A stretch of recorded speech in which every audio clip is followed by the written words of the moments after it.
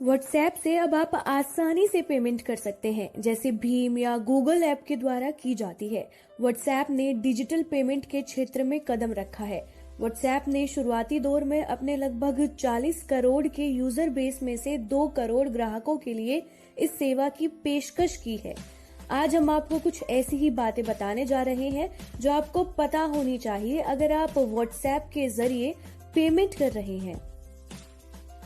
सबसे पहली चीज ये है कि व्हाट्सएप के माध्यम से पेमेंट करने के लिए आपके पास एक बैंक अकाउंट और उससे लिंक्ड एक मोबाइल नंबर होना चाहिए। इसके बाद पहले आपको बैंक अकाउंट ऐड करना होता है और एक यूपीआई पिन सेट करनी होती है। अगर आपके पास पहले से यूपीआई पासकोड है तो आप उसका भी इस्तेमाल कर सकते हैं।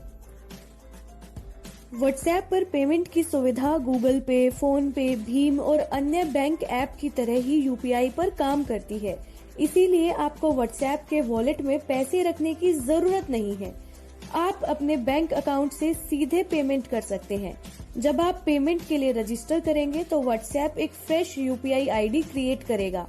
आप ऐप में पेमेंट सेक्शन पर जाकर इस आईडी को देख सकते हैं। आप हर उस व्यक्ति को व्हाट्सएप पेमेंट का इस्तेमाल करके पैसे भेज सकते हैं जिसके पास यूपीआई है, चाहे वो भीम, गूगल पे, फोन पे या किसी भी दूसरे ऐप के जरिए हो।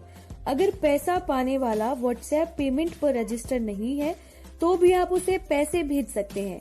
इसके लिए व्हाट्सएप एंटर यूपीआई आईडी का ऑप्शन देता है। यहाँ आप पैसे पाने वाले की भीम, गूगल पे, फोन पे या कोई भी यूपीआई आईडी डालकर पैसे भेज सकते हैं। यूपीआई के लिए 1 लाख रुपए की लेन देन सीमा व्हाट्सएप पर भी लागू होती है।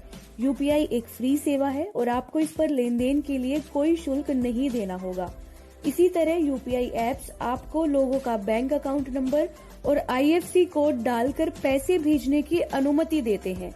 हालांकि ये सुविधा अभी तक व्हाट्सएप पर सक्षम नहीं है।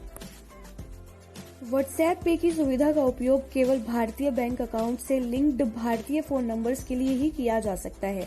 कई लोगों के पास उनके इंटरनेशनल नंबर पर व्हाट्सएप है, वो लोग व्हाट्सएप पे का इस्तेमाल नहीं कर पाएंगे।